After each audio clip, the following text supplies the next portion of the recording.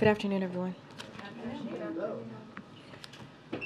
I wanted to start with a word about the horrific news out of Lewiston, Maine last night, where we saw another tragic shooting that has taken at least 18 lives, injured many others, and left countless people in grief, shock, and trauma.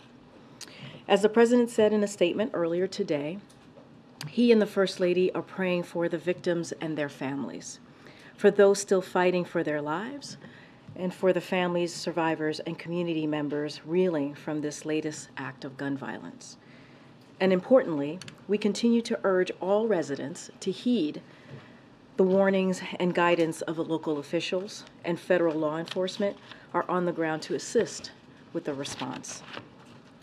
During the state dinner last night, the President was informed and stepped out to receive an initial briefing of the shooting. Later, he stepped out to speak with Maine Governor Janet Mills, as well as Senators Collins and King, and Congressman Jared Golden. He pledged full federal support in the wake of this horrific tragedy. This morning, the President received another briefing on the shooting from senior advisors, and he ordered that the U.S. flag be flown half-staff at the White House and upon all public buildings and grounds out of respect for all the victims as well.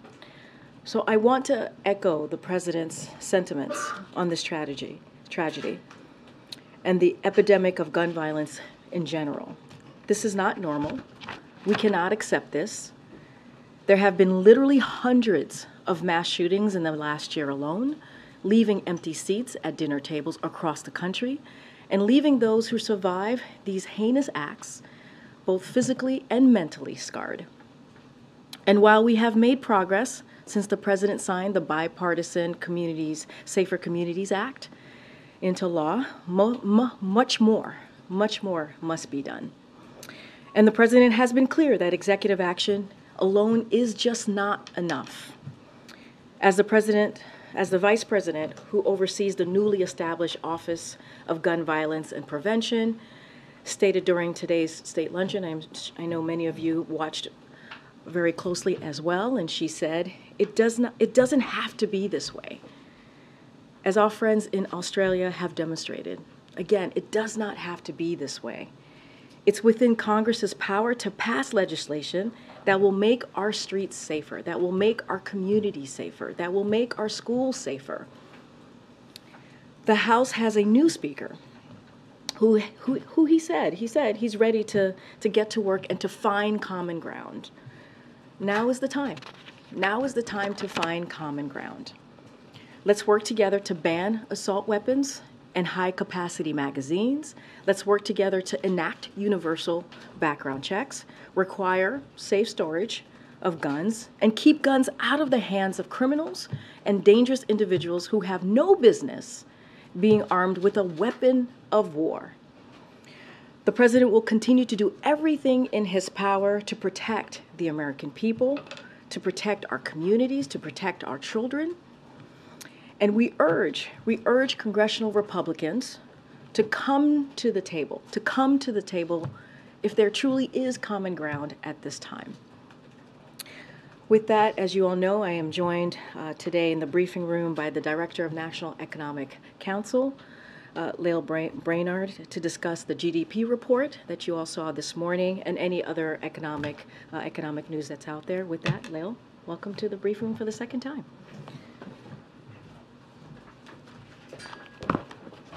Well, we thought this might be a good moment to look back to this time last year and recall what the experts were saying about the U.S. economy. A year ago, the consensus view was that unemployment would need to go up to 4.5%, and the economy would need to stall out in order to get inflation down to where it is today. It turns out that was wrong, and you can see that here in the chart. U.S. growth has been much stronger than the naysayers believed. Unemployment has remained below 4% this entire time, but inflation has actually fallen in line with that forecast.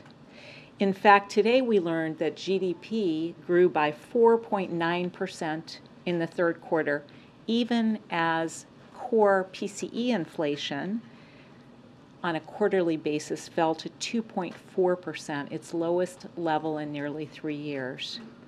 That strong economy is a testament to the resilience of American consumers and American workers, supported by President Biden's plan to grow the economy by growing the middle class.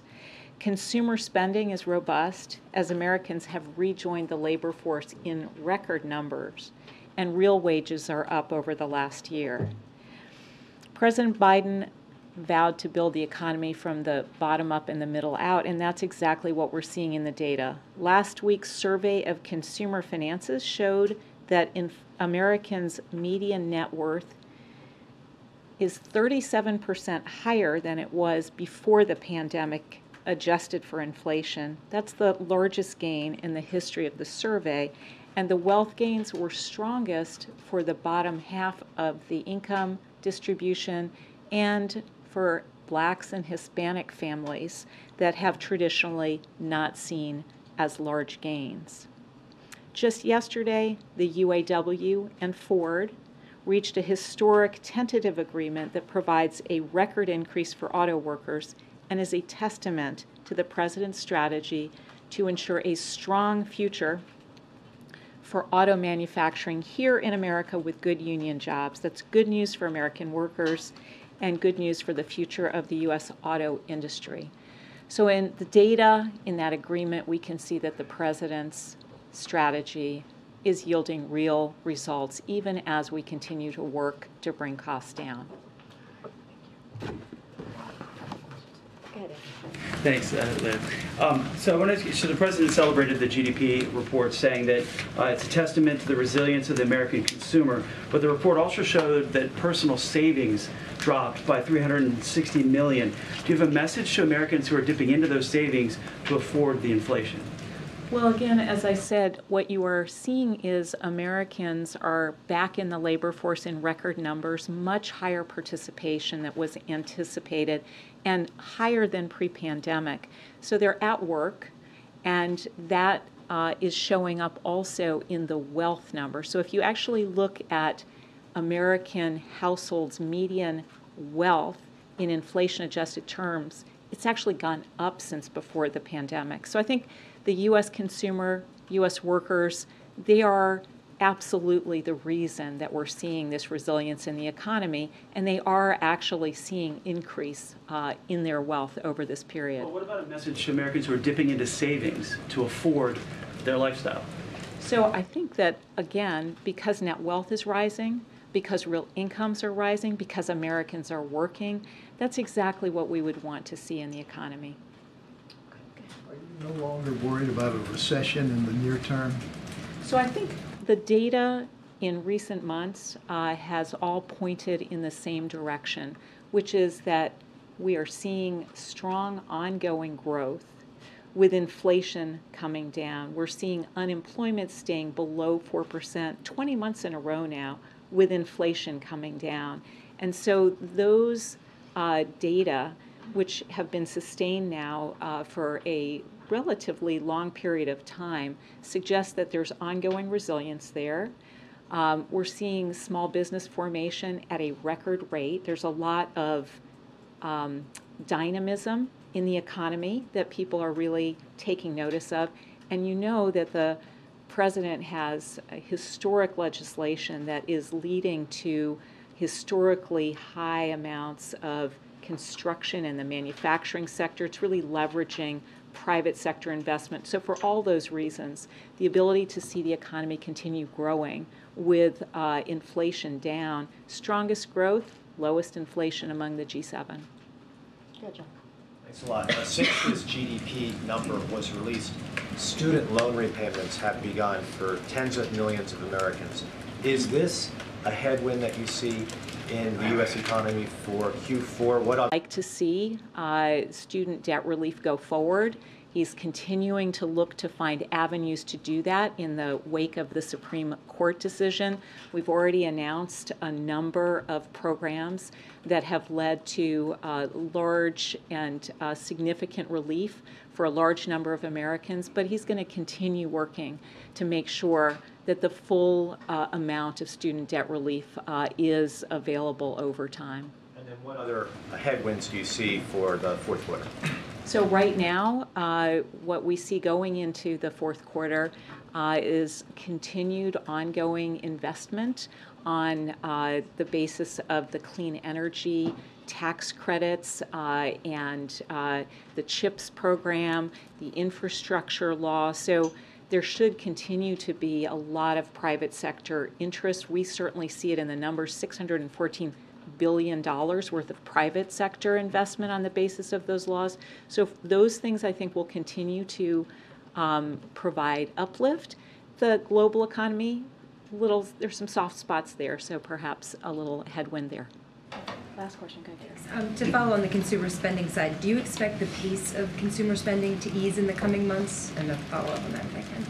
You know, there is the possibility that from quarter to quarter you see some variation. So it's hard to know right now what retail spending and consumer spending more broadly is going to look like. Again, consumers have good sources of income, real wages rising, strong employment, strong participation in the labor force, but from quarter to quarter we could certainly see variations in the relative contribution of consumers relative to business investment, for instance. And how do you see the recent spike in borrowing cost affecting consumer spending? So certainly consumers and businesses are taking into account the cost of credit, and that is, I think, a headwind on the economy. Despite that, we've seen really strong GDP, 4.9% in the third quarter, and we think that's because there is strong support from the policy on the investment side of the economy, the president's historic legislation there, and his broader plan to grow the economy from the middle out. Okay, thank you so much. Thanks, you. Leo. Thank you for coming back. Okay, we're moving on. Okay, yes. As you know, Admiral John Kirby is here I think you have something to share at the top and also take any of your foreign policy questions. Admiral? Thanks, Karine. Good afternoon, everybody.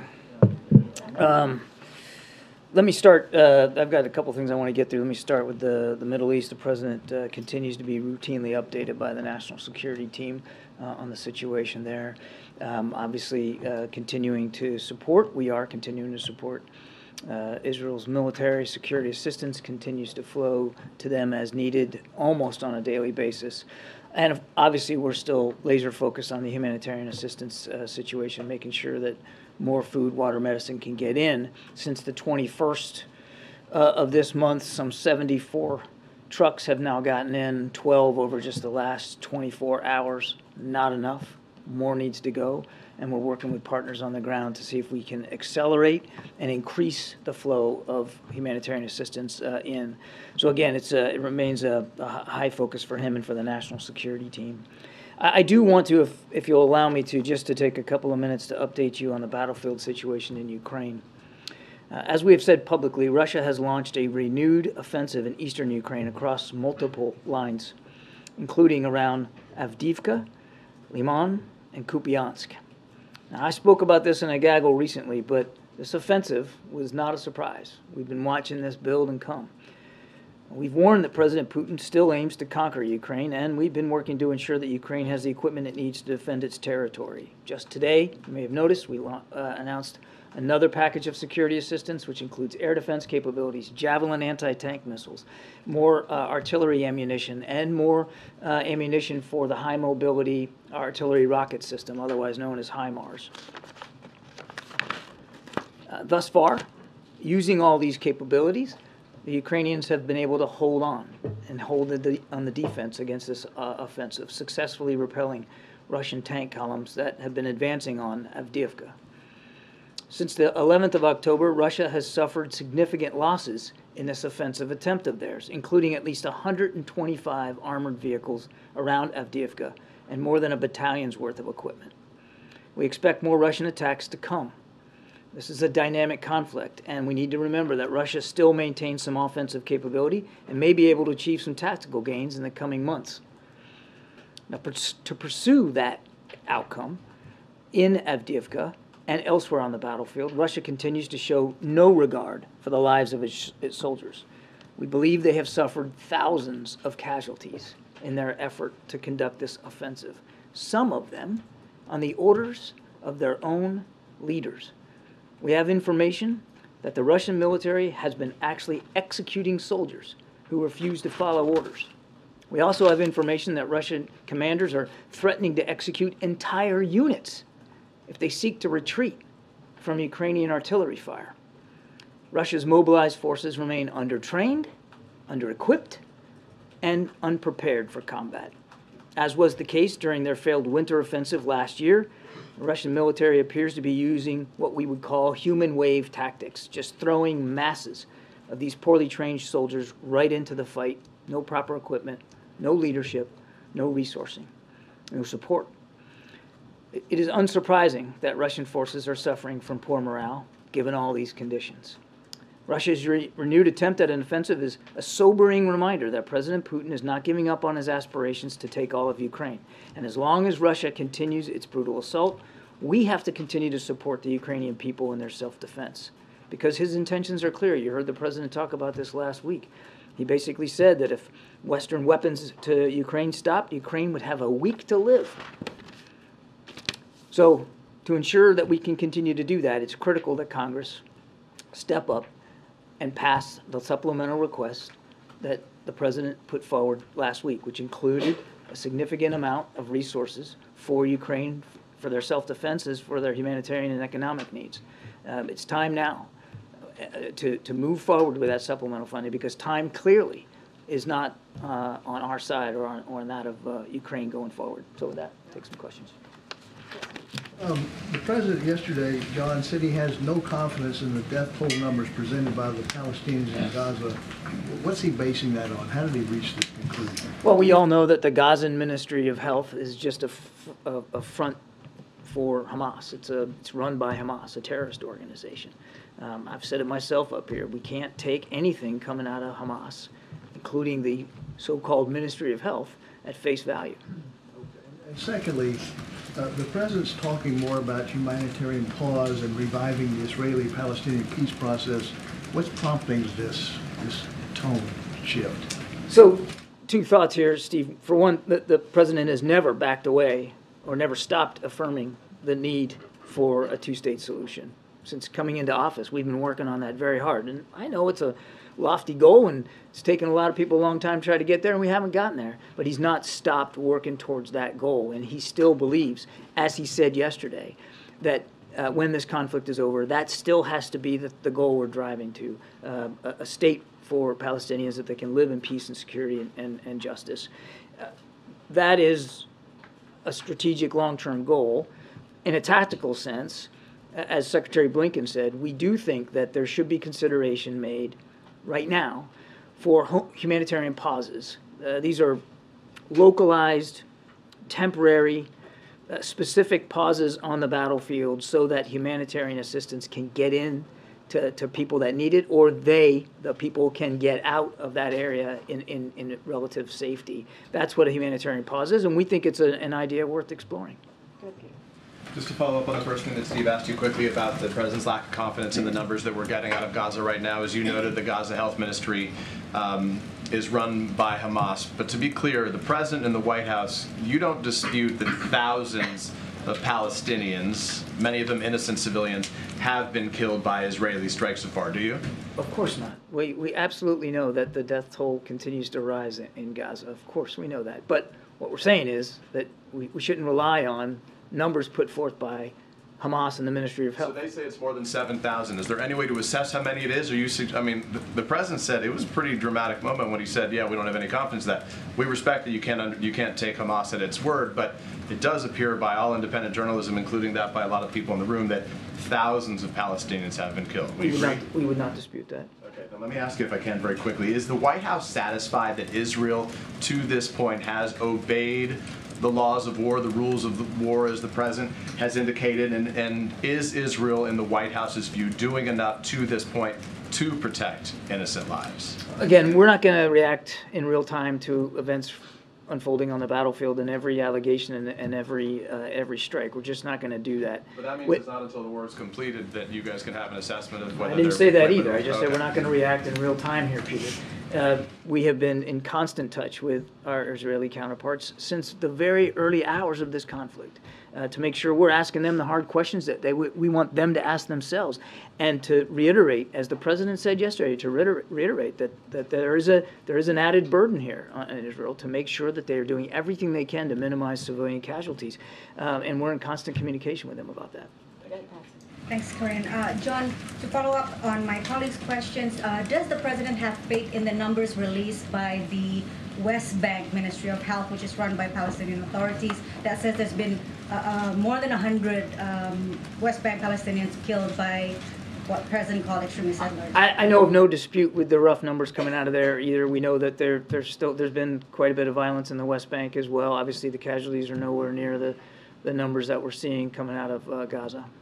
Can I just follow up on the meeting between Jake Sullivan and Wang Yi tomorrow? What are the expectations? Will the president join the meeting? What are the key focus? And what kind of role can the U.S. expect from China on the war in Gaza? That wasn't one more question. That was like 7 more questions. Mr. Sullivan's looking forward to this discussion with Wang Yi. I think you know he's going to be starting out with meeting Secretary Blinken later this afternoon, and then tomorrow with Jake here at the White House. And it's a chance to continue the conversation that Jake himself has had with our PRC counterparts now for many, many months. It's another milestone in that effort to keep the lines of communication open with the PRC. Now, it'll be an opportunity for Mr. Sullivan to obviously address areas of concern that we continue to have with some of the PRC behavior, particularly in the South China Sea. But it'll also be an opportunity to explore ways in which we can continue to keep these channels open and to try to get open the military-to-military channel communication, which is still closed. The role of the Gaza? I'm sorry? China's role in the conflict in Oh, Gaza? I'm sorry. Yeah, I have no doubt that part of this discussion, the agenda will be what's going on in the Middle East and getting the Chinese perspective and certainly looking for ways to encourage them to be helpful. Go ahead, Michael. Green. John, the Florida governor says that the state is sending weapons and drones to Israel at the request of the consulate in Miami. Have you been coordinating with the Florida government on this, and can states just send weapons and other material to foreign states? I would certainly let the governor speak to what Florida's doing. It is not illegal for the governor of a state to offer a measure of foreign assistance to another country. There are laws and regulations which govern how the export process is handled, and that's all done through commerce. I couldn't speak with authority today about whether the governor is checked all those boxes or not. You really should talk to him and his staff. But it's not illegal for a state governor to do that kind of thing.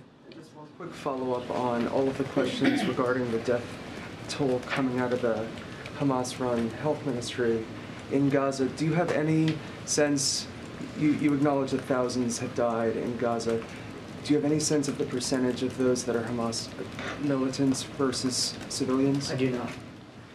Thank you, Admiral. More than 30 U.S. service members have been killed in attacks on U.S. troops in Iraq and Syria. Will the U.S. respond militarily, and is the U.S. prepared to lead another war in the Middle East?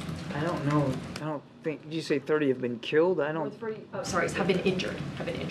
Yeah, I'll let the Pentagon speak to the number of injuries that they've had. My understanding is that almost all the troops that have been injured are back on duty and and that there are some that have suffered what we call traumatic brain injury. That's from the concussive effect when these rockets land close by, and sometimes it takes a while for those symptoms to manifest themselves. So the numbers, again, I refer you to the Pentagon because I suspect they could change over time. As the president said yesterday, we've got troops in Iraq and Syria that are there on a very important mission, going after ISIS. Still viable mission, because that's still a group that poses a threat. And they have in the past come under attack by some of these militia groups. And you might recall back in March, we responded and retaliated pretty aggressively. And as the president also said, we're going to do what we have to do to protect those troops in our facilities. Now, what we decide to do as commander-in-chief, that's his decision to make. And he'll make it in a time and a manner of his own choosing. And the U.S. and Israel have said that Hamas is using Palestinians as human shields. Is it acceptable that Israelis are attacking places even though they know that civilians would likely be killed? And are these strikes strategic or targeted enough? I will let the Israeli Defense Forces speak to their operations and their targeting procedures. We're not involved in that. They have a right and a responsibility to go after Hamas after what happened on October 7th. And we've said, as I just mentioned to Peter, we've obviously had conversations with them about, and the president said yesterday, the need to be careful about causing civilian casualties and to be targeting Hamas leaders in a way that minimizes risk to civilians and to collateral damage. You mentioned the idea of a humanitarian pause a little earlier. Did the president raise that with Netanyahu when they spoke yesterday? I won't go beyond the readout. When we talk about a humanitarian pause, can you fill out a little bit more of what the U.S. believes that would look like? How long would that last? Would it be like a cessation of the bombing? Would it be a halt in some of the cross-border incursions? We saw some of that yesterday, or I guess earlier today. Would it be just in the cross-border incursions? The Israelis sent tanks over the border very briefly yesterday. So would it be a halt in that, a halt in the bombing? What exactly would it look like, and how long would it last? Not going to be a satisfying answer to you, but the answer is it depends. A humanitarian pause is, by definition, like I said, a temporary and local agreement to stop the fighting long enough to do some discrete task. In this case, it would be to get humanitarian assistance in and or to allow people to get out, because Hamas is not, they're not encouraging and in some cases not allowing people to leave their homes. So it could be, I mean, Kevin, it could be a matter of hours, it could be a matter of days. I mean, it is by definition of short duration and of geographically sort of a localized area. Now, it could also be more than one spot, right? I mean, that's what I mean, it depends. But we think it's a valuable idea that's worth looking at to help alleviate the humanitarian suffering in Gaza. And did you have any response or reaction to senior leaders of Hamas visiting Moscow today?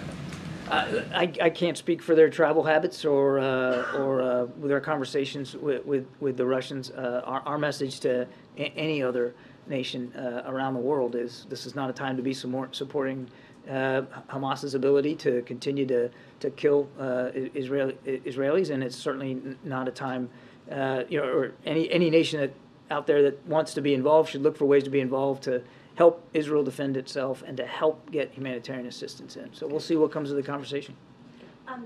Two quick things.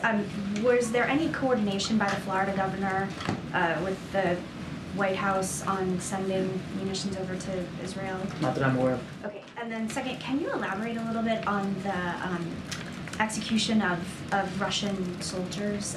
How long has it been going on? Do you have any idea how many people and why? It seems kind of, I don't know, they're getting rid of their own soldiers, you know? I'm not qualified to answer that last question. Yeah. I mean, it's reprehensible to think about that you would execute your own soldiers because they didn't want to follow orders, and now threatening to execute entire units. It's barbaric. But I think it's a symptom of how poorly Russia's military leaders know they're doing, and how bad they have handled this. from a military perspective. From the very beginning, we've been talking about poor command and control, poor logistics and sustainment. They can't feed their guys in the field for crying out loud. And now again, they're willing to shoot them for not following orders. It also speaks to the desperation in the manpower crunch. And I got asked this question a day or so ago, but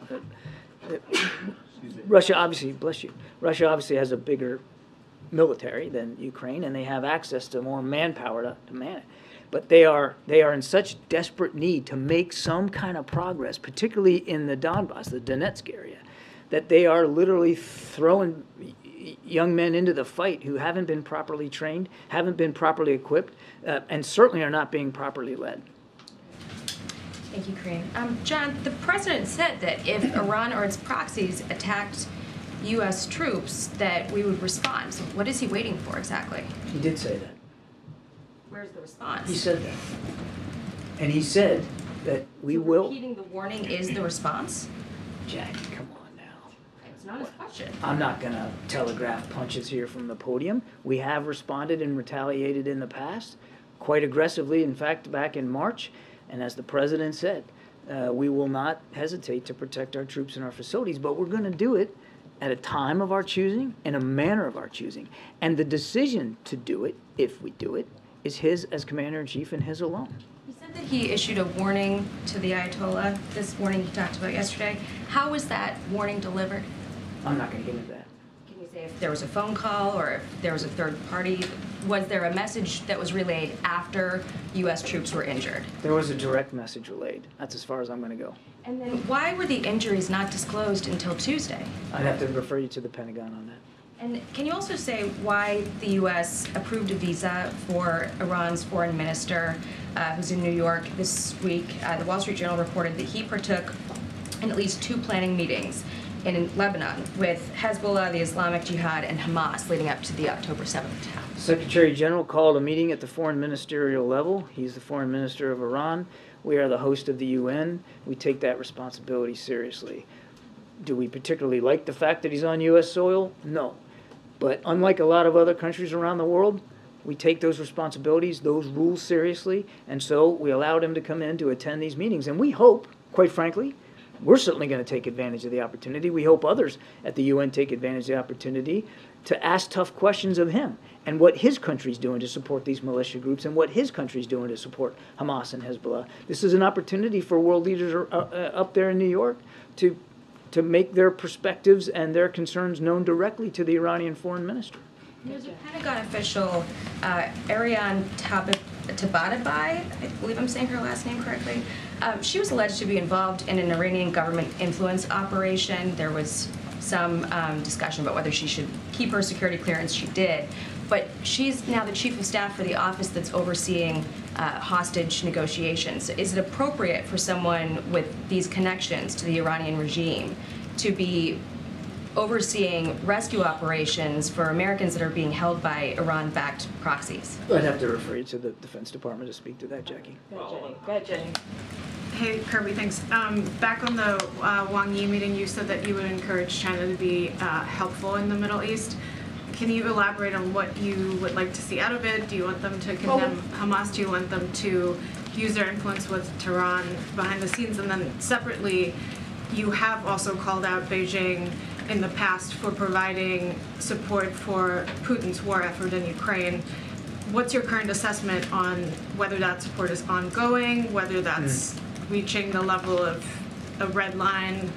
You sort of didn't want to get into it, but it was non-lethal aid that was provided a couple months ago, so where does that stand now? Obviously, Putin went to China a couple weeks ago, so their alliance seems to be strong.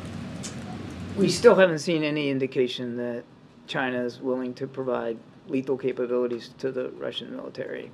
We just haven't seen that. And as for them being helpful, they are able to have conversations in some places, like Tehran, that we aren't. So we'll see what Mr. What Wang Yi says when he gets here tomorrow or this afternoon. But there's I think it would be irresponsible if we didn't try to explore this issue with them and see what their thoughts and perspectives are. Thanks, John.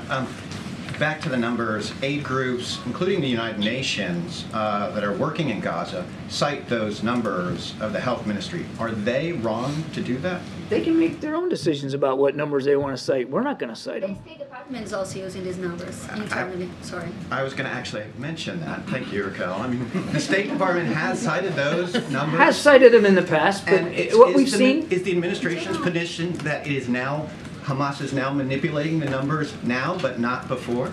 Well, do you remember that attack on the hospital? And what did the Gaza Ministry of Health put out? Something like 500. They slapped the number 500 on it, within the hour of that attack. And of course, the same Ministry of Health said it was an Israeli airstrike. So we know that's not true. And we've now since found out that the numbers aren't that high either. They never got up to 500. Now, it was at least a couple of hundred, and that's terrible, and that's atrocious, and that's sad. And we all obviously grieve with the families and loved ones who are affected by that. But the numbers are not reliable. They're just not reliable. And I don't need to tell you how to do your jobs, but if you're going to report casualty figures out of Gaza, I would frankly recommend you don't choose numbers put out by an organization that's run by a terrorist organization. Go ahead, Raquel. Okay, thank you so much, Karine and John. So besides saying that he doesn't have confidence in these numbers, the president went further to say that innocents will die and that this is the price of the war. You also said that. I have indeed. Yeah, don't you think this is insensitive? They're being very harsh criticism about it. For example, the Council of American Islamic Relations said it was deeply disturbed and called on the president to apologize. Would the president apologize, and does he regret say something like that? What's harsh is the way Hamas is using people as human shields. What's harsh is taking a couple of hundred hostages and leaving families anxious, waiting and worrying to figure out where their loved ones are. What's harsh is dropping in on a music festival and slaughtering a bunch of young people just trying to enjoy an afternoon. I could go on and on. That's what's harsh. That is what's harsh. And being honest about the fact that there have been civilian casualties and that there likely will be more is being honest, because that's what war is. It's brutal, it's ugly, it's messy. I've said that before. The president also said that yesterday. Doesn't mean we have to like it. And it doesn't mean that we're dismissing any one of those casualties. Each and every one is a tragedy in its own right. And each and every one we should try to prevent. And that is why we're in close contact with our Israeli counterparts, to do everything we can to help them minimize the risk to civilians that are in harm's way. It would be helpful if Hamas would let them leave their homes, leave areas, not shelter in tunnels underneath their houses and in hospitals, and let them get out. Let them get out of Gaza if they want to leave. We know that there are thousands waiting to leave Gaza writ large, and Hamas is preventing them from doing it. That is what is harsh. Another question, if I may, because Israel has a dispute now with the UN Secretary General. I would like to know what is the White House position on that, because also he's revoking visas from UN representative in the middle of the war. So what is the position of this administration on Israel? Can you repeat the first part of that? I missed it. Yeah, Israel dispute with Guterres, UN General Secretary. What is the Oh, you mean his comments? Yes, exactly. And then he's revoking visa right now from UN representative in a time of war. What do you think about that? Yeah, we'll let the Secretary General speak for himself and speak for his words. I think President Biden has spoken repeatedly and consistently about where we are, including yesterday out there in the Rose Garden, and I'd leave it at that. Go ahead, Andrew. Can you be any more specific about how soon U.S. funding for Israel might lapse if Congress doesn't take action? I know you've said it's difficult to estimate, but are we talking days, weeks, months? It's difficult to know because it's driven by the pace of operations and the security assistance that's flowing and their expenditure rate. I'd say the same thing about Ukraine. I just know that time's not on our side. The runway's getting shorter with every passing week. We need that supplemental funding. Just briefly, as you know, my colleague Evan Gershkovich turned 32 in prison today. Any update on his case? And is there any concern that the focus on American hostages in Gaza could distract from efforts to release him? There's not going to be any distraction about our efforts to get Evan or Paul home. I should say Evan and Paul home. That work continues. I wish I had an update for you. I don't, except to say that the team has not stopped working on both of them and trying to get them out. But we just don't have a negotiation to speak to, and no progress to make, but it is very much an active effort, and again, our thoughts continue to be with both families. Admiral, as you know, Al Jazeera journalist Wael Dahdouh's family was killed by an Israeli airstrike yesterday. His family was told to take refuge at a camp where they'd be safe, and it happened while our bureau chief was reporting live on air. This is coming as reports are emerging that the Secretary of State also told Al Jazeera to tone down its coverage of the war in Gaza. Does the President believe that targeting Al Jazeera journalists and their families should end? The President doesn't believe that targeting journalists at all in any way is appropriate, but I can't speak to the specifics of that case. I've seen the reporting, and certainly our thoughts and prayers go out to his family. I mean, that's just horrible. But I can't speak to the circumstances in which that strike occurred. But make no mistake, the President believes strongly in what you all do for a living and how you need to be able to do that freely and securely. And we know that all of you take great risks sometimes in doing that job. But I'm talking about Al Jazeera journalists specifically in light of the reports that Secretary Blinken approached the Qatari government asking us to tone down our coverage. So you're asking me in the context of do we have some kind of beef with Al Jazeera? Yes. I'll let the secretary and their staff speak to his conversations in the region. I won't do that.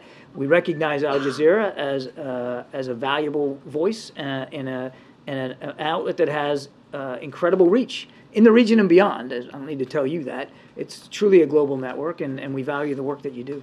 One quick question, just because the Committee to Protect Journalists says that at least 24 journalists have been killed in Gaza trying to cover this story. Are you concerned that Israel is trying to silence journalists who are trying to tell both sides of this story, including our Al Jazeera Arabic bureau chief? I've not seen any indication whatsoever that Israel is going after journalists, in particular because of them trying to tell the story. I've seen absolutely zero evidence of that. That's an unfounded allegation. Good answer. Thanks. Admiral, do you have any update at all on the progress of the attempts to have hostages freed? Nothing that I can speak to today, no. And the President said yesterday that he has conveyed to the Prime Minister that if there is any way to buy some time to free these hostages, that there should be a humanitarian pause. But if there is no progress, how long should that pause last? It should last as long as we need it to last to get the hostages out. But to Kevin's question, I mean, a pause is by definition temporary and perhaps localized. Again, we can't assume that all these hostages are in the same place or in the same sets of conditions. And while I don't have anything to specifically report out to you today, I can promise you, to your question of no progress, I can tell you that we're working on it very hard with our partners in the region. We want to see all those hostages released. Right. I guess what I'm saying is, does Hamas need to show some effort to release more of these hostages in order to justify a humanitarian pause? Well, again, that gets into negotiating tactics, and I'm not going to do that. I mean, it would be foolhardy for me and dangerous if we started negotiating here in public in the briefing room about how those hostages how we can work to get them out. We need to keep that in private diplomatic channels, but the work is ongoing and aggressively so. And Hamas recently said that 50 of the hostages have been killed in Israeli bombing raids since the conflict began. You've talked a lot about the fact that the U.S. doesn't trust the numbers that are coming from Hamas, but do you have any way to independently verify whether that figure is correct or not? No. Good, Dan. Thanks, Karine. Thank you, Admiral. On the visit of the Chinese foreign minister, sorry if I missed it, but did you say if we can expect the president to drop by on that meeting tomorrow? I don't have anything on the president's calendar to speak to. Go, Jake. Thank you, Karine, and thank you, Admiral. I just want to start off by saying anyone who's got beef with Kimberly is going to have to deal with me first. I'm sorry? Anyone who's got beef with Kimberly is going to have to go through me first. Okay. That's why I consider myself fair warned then. Yeah. I've got one question and one follow-up regarding the two-state solution. What is the president's vision for what that would actually look like? And are there any preconditions or contingencies that would be in place? And we're not there yet. I mean, obviously, the idea of a two-state solution, it's not a new idea. And it's one that President Biden has believed in for a very, very long time through all his foreign policy experience. Getting there has proven difficult. I don't need to tell you that. And obviously, it's going to remain a difficult task. But what we hope is that it's not illusory, that it's not impossible. But what that could actually look like once we can get folks to the table, I mean, all of that would have to, that will come in the future. I couldn't possibly begin to describe exactly what the parameters would look like right now. Okay, so there's a Gallup poll that came out about a month ago that shows 72% of Palestinians are against a two-state solution, the highest it's been since they started polling this question, I believe. And furthermore, they showed 84% don't have confidence in this current administration's ability to bring about a peace agreement. How do you work with those kind of numbers? We just keep working towards the goal. I mean, recognize that there's different opinions out there, but we don't enact policy. We don't pursue the potential and the promise for peace and security in the Middle East based on opinion polls. Last question, Lily. Thank you. Why do the President believes that the recently announced India, Middle East, Europe economic corridor threatens some players in the Middle East? Say again. President has said last week twice that this is an instinct that the IMEC corridor announced with the G20 summit may have precipitated Hamas terrorist attack against Israel. So my question is... I think you misunderstood him. What he said was that he believed that the normalization process and the agreement that we were trying to reach between Israel and Saudi Arabia for normalization, which we believe is an important stepping stone to getting to a two-state solution, was what may have motivated Hamas to conduct those attacks. I think you misunderstood what he actually said. I have one more question. Thank you. Can I ask one more question? That's up to Karine. No, go ahead. Karine says yes. Has Canada shared with you any evidence of its allegations against India? I won't talk about intelligence matters one way or the other. Certainly not from here. Thank you, everybody. Thanks, Admiral. Thanks, John. Thank you ma'am. so much. Okay. All right, Colleen, good to see you. You too. Has the new speaker been invited to the White House? And is the president concerned about working with the new speaker given his track record on gun control, on abortion, on the 2020 election? So a couple of things.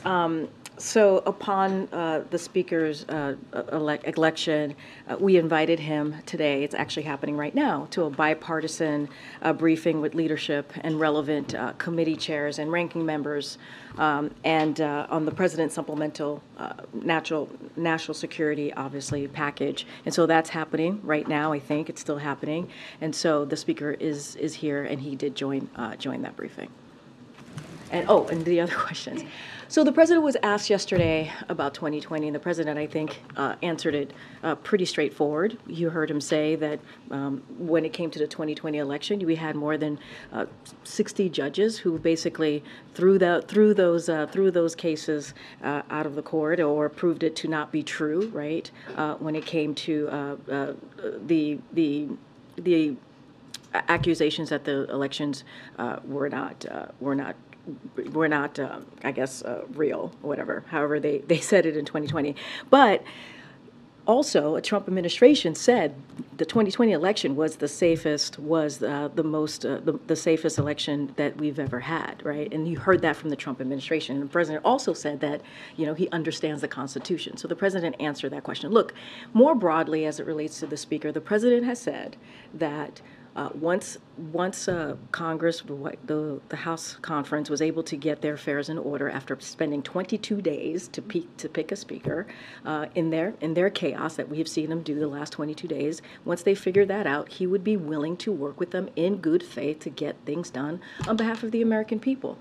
We've been able to do really big things in a bipartisan way, whether it's the Chips and Science Act, whether it's the infrastructure law. We've been able to do that to deliver for the American people, and the president wants to do that. He wants to continue that progress.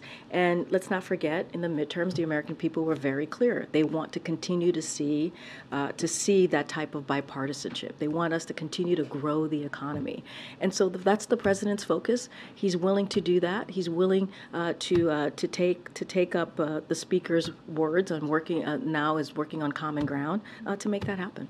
Is the president confident the House, since it's in order again, can get the supplemental taken care of before the So a couple of things there. As we know, we've heard from many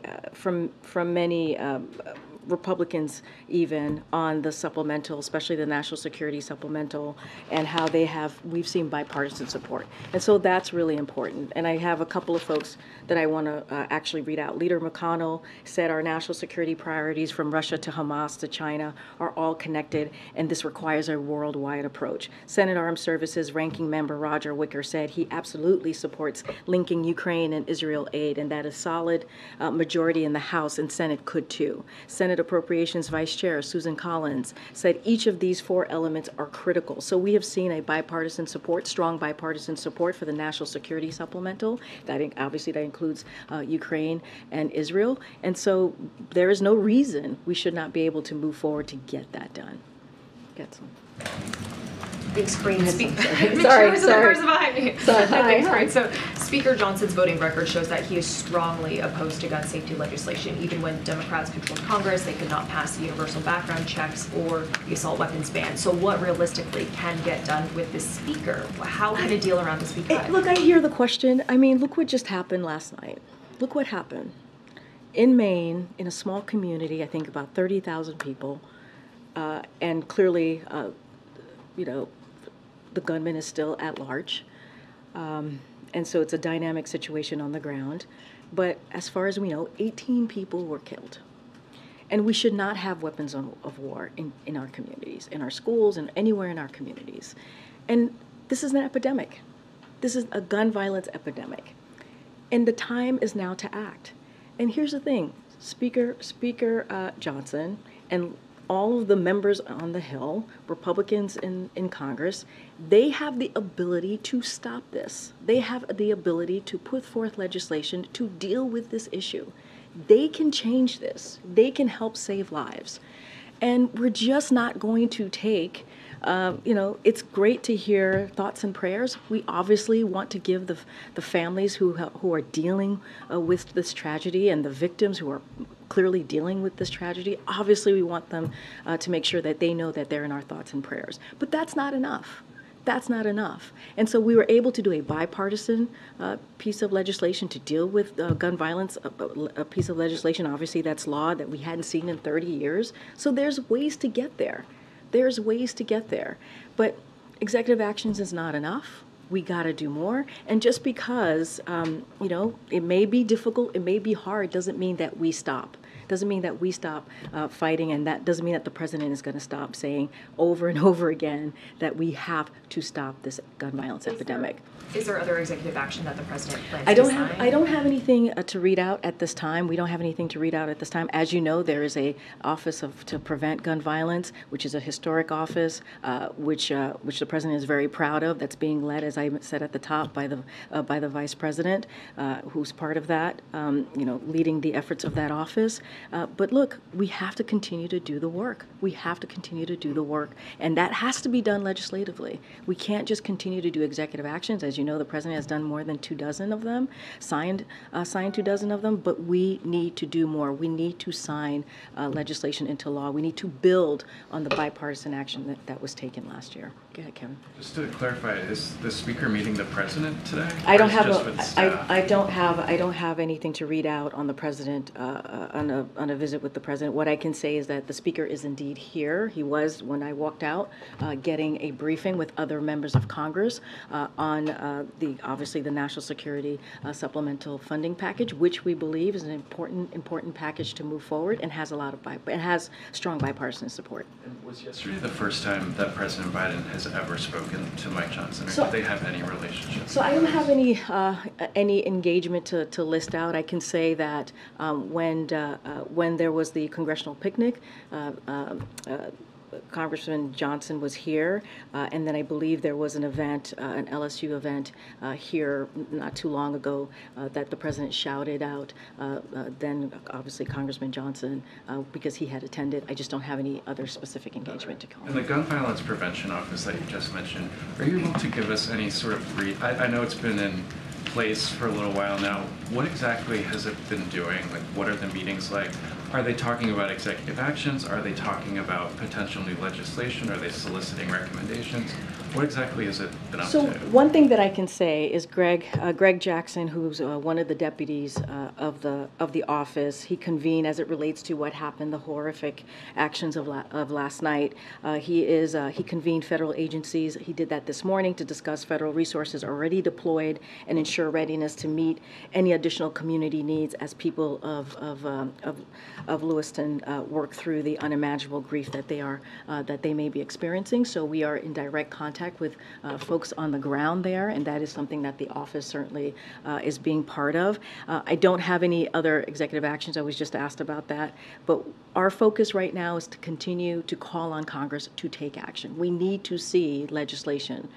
We need to make sure that weapons of war are not in communities. That's what we're seeing right now. We need to make sure that weapons of wars are not in community. We need to take more action that are common sense gun laws that the American people want to see. Majority of Americans want to see this. And so, it is for House Republicans to listen to their constituents, to listen to Americans across the country. They can help stop what we're seeing here. They can help save lives. And it is their job to do that at the Capitol on the Hill. Cat Steve. Do you anticipate the president going to Lewiston, Maine when things settle down? I don't have anything. I don't certainly want to get ahead of the president's schedule. Don't have anything to share. It is a dynamic situation on the ground. I think the priority, our focus, is to make sure that Maine and local enforcement has the resources that it needs. That's what the president wants to make sure happens. We got to catch this killer, right? Bring him to justice. That is incredibly important as well. And so we are with the community on the ground, clearly, and certainly are going. The president wants to make sure that they have the resource that they need in this really, really critical time. Okay, Nancy. Thanks, Karine. What are some of the concrete goals of the Office of Gun Violence Reduction?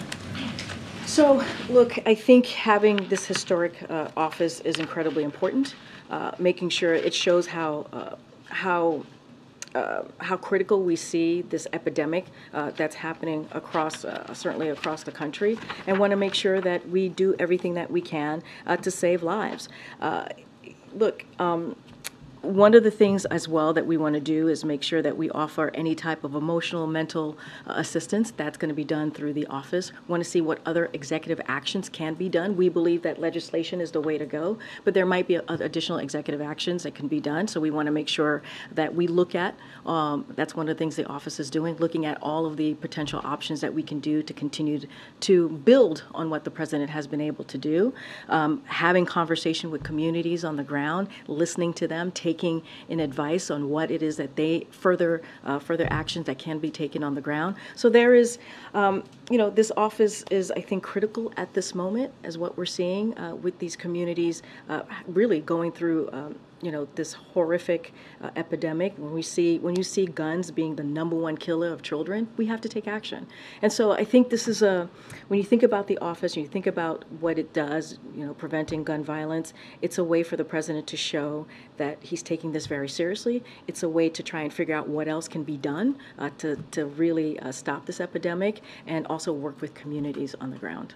And is there a time frame for how long it's going to take this office to figure out what should be done before they start aggressively trying to implement? I mean, I don't have a timeline. Look, as I said, we're going to see if there's additional executive action, but honestly, it is for Congress. We have to see law, right? We have to see ways for Congress take action on making sure that there aren't weapons of war on the street, right? To make sure that there is common sense legislation out there that Americans want to see. We have to actually see legislative actions to really deal with this issue. Build on the Bipartisan Safer Communities Act. We need to do that. That's how we're going to deal with this epidemic. This office certainly is going to be there for communities. Certainly we're going to see what else we can be doing from certainly this side of Pennsylvania Avenue. We're going to do everything that we can from here, but really the answer is Congress has to act. They have to take action. Okay, go ahead, Peter. If I can ask you very quickly about the new House Speaker, who is apparently in the building as we speak right now. Does the President view Speaker Mike Johnson as a MAGA extremist? Look, I would have to let the Speaker speak for himself. Obviously, I think he has defined himself as that way, so he's going to have to answer that question for himself. What we can say is we want to move forward on making sure that we get the work done on behalf of the American people. The President is willing to do that in a good faith fashion, as we have been able to do that on many bipartisan laws now that the President was able to push through Congress with Democrats and Republicans. That's what we want to see. And just to be clear, I asked that because the President last month, when he was speaking at in Arizona in honoring his late friend John McCain, said their extreme agenda, referring to members of what he described the MAGA Republican extremists, their extreme agenda, if carried out, will fundamentally alter the institutions of American democracy as we know it. Does that concern apply to Speaker Mike Johnson, given the leading role he played in trying to overturn the election in 2020? So look, the Speaker has spoken to it himself publicly about where he sees his views ideologically. I'm not going to get ahead of that. And also, I'm not going to prejudge. I'm just not going to prejudge what the relationship is going to be like now that he's Speaker. I'm just not. So what he did in the past, you're willing to relieve that if he acts in good faith going forward? We want to make sure that the President wants to make sure that we get the business of the American people done. There is so much to get done. I was just asked about the National Security Supplemental. We need to get that done, right? We need to make sure in 21 days there is not a shutdown. And that is the job, right, of Congress to make sure that they get that done. Look, there is...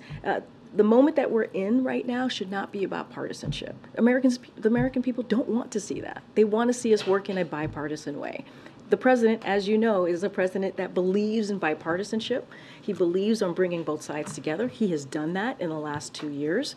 And so he wants to continue that. But as far as the speakership, look, we're going to see how that goes. That is, I'm not going to prejudge what that relationship is going to look like moving forward. All right, go ahead, Kevin. You said you don't want to prejudge, but the Biden campaign put out a statement yesterday calling Johnson MAGA, Mike Johnson extreme, and a loyal foot soldier of President Trump. I mean, does that sort of break with your message here? Look, I'm not going to speak to what the campaign does. That's the campaign. I'm going to speak to here right now in this administration, speaking for the President in this administration. And what I can say is the President, and this is something that he has said himself, that he wants to work in good faith with whoever they had chose to be Speaker. It happens to be Speaker Johnson, and he wants to deliver for the American people. That is something that the President has said himself over the last couple of weeks as well. And so that is going to be our focus. That's what we want to get done. There is a lot of work to get done. We have two supplementals that are out there. One is the domestic one is the national security supplemental. They are urgent. We believe are urgent needs as we speak about our national security, as we talk about disaster relief, right, child care. All of these things are important to the American people, and that's what the President's going to focus on. Gosh, there's a lot of hands. Go ahead, John, in the back.